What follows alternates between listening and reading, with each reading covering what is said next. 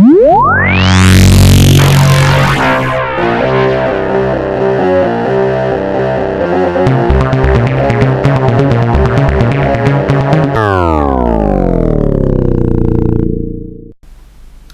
2.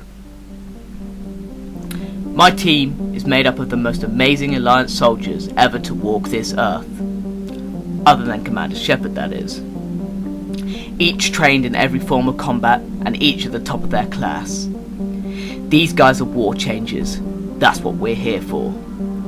On my team there is 10 good men, each with their own skills. My best friend Max is the only member who's not human. Max is a Turian, and nobody knows where he's from and who his parents are. I was 3 years old, and me and my parents found him, also at the age of 3, in the middle of a crater in a field opposite my parents' house. He was in a little drop pod with the word Royal written on the side. He had no memory of anything and chose the name Max. We adopted him into the family after it was approved by the council. Life was hard for Max. He got picked on in every school we attended, but I never left his side. One day, we just finished our last exam. We tasted the sweet freedom of school life and planned our futures as we walked out of that hall. Then a rough bully named Jake grabbed Max by the scruff of his shirt and threw him into a muddy puddle, spitting on his school bag and shouting, "Stupid alien will fail all his exams," at the top of his voice. I was being held back by 2 of Jake's crackhead friends, both backing up everything that jerk said.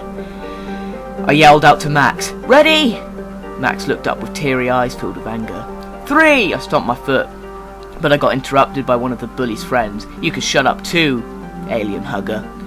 2! I continued, despite the orders from the bully's followers. 1! I yelled and delivered a heavy blow of my elbow into the stomach of the bully holding me to my right, winding him and making him drop to one knee. The other bully went for a right hook, but I ducked and uppercutted him right under the chin, making him bite straight through his tongue. Blood poured from his mouth. The winded bully tried getting up, but I kicked him straight in the face, dropping him like a car, hit him at full speed. Jake clapped and laughed. "I don't need those jerks to kill you." "Try it," I gestured for him to come at me. Max got up from the puddle and launched himself at Jake, running straight into him using all his weight to send him in my direction. He ran straight into a huge punch I threw in his direction, hitting him squarely in the nose, and making him bend under my arm and fist, nearly making him backflip. He landed in a heap next to his so-called friends, blood pouring from his broken nose.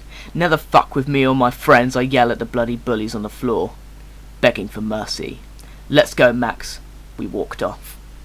After that day, we chose to join the military and signed up for the Alliance 2 years after, and we're still fighting side by side.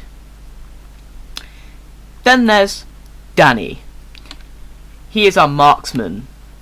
He rains death down onto enemies from miles away. Then there's Robert. He's our heavy weapons guy. He likes to make things go boom. Chris is our tech specialist. Any computer that needs hacking or door opened electronically, he's your guy. Keith, our engineer. He can get any vehicle running in no time. Eddie, our vehicle expert, works well with Keith. If it's on ground, sea or in the sky, he can use it and well. James, our light weapons guy. Give him an SMG or 2 pistols and the enemy will pay. And then there's George, Mike and Corey, our biotics. They can do anything biotics do, but 100% better and 100% more deadly. George is very quiet and keeps to himself a lot. We started to talk about the past and present events which happened during the invasion, and who we have lost. All my men's families were escorted to safe zones. Even Max's wife got to safety.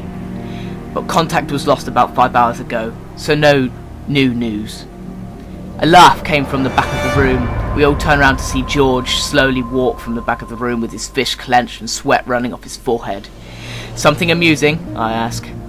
"Yes, there is. You twats have no clue what it's like to lose someone, do you?"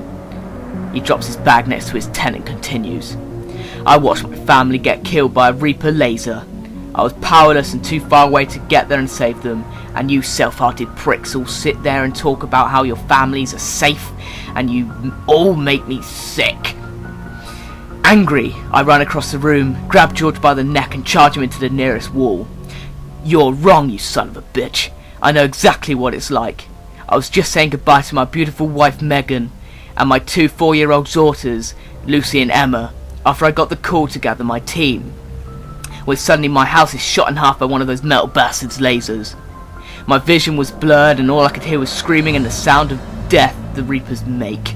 Through the flames I could see the face of my 2 daughters hugging their motionless mother, tears running down their faces, shouting, 'Daddy, Mummy's dead,' as loud as they could. Putting my face near George's, I splutter under my heavy emotions which were trying to break through. 'Do you know what that's like?' I questioned the shaking man I was holding by the throat on the wall. 'No, George stuttered. I tightened my grip again. I got to my feet and told my girls that I was coming to help them when suddenly the Reaper that started all of this landed straight on my house, blowing me straight out my front door and crushing my girls. George falls silent. 'So yes, I know exactly what it's like, and so do millions of others as we speak,' I yell in George's face. 'Never speak to me or my men like that ever again, or I'll send you back to your family.' Releasing my grip, I turn and walk away. My men all stand, and I give the order to get some sleep. The team all look in shock at George, who was now badly regretting his words. He started shaking, removing his handgun from his holster, raised it to his head. 'I'm sorry,' he spluttered quietly. Me and the team run forward yelling, 'No!' But he pulled the trigger, painting the wall dark red. We stand around his body for a minute or two, then I crawl into my tent. I didn't sleep much. My head was filled with my wife's face and my daughter's screams and the Reaper's growl.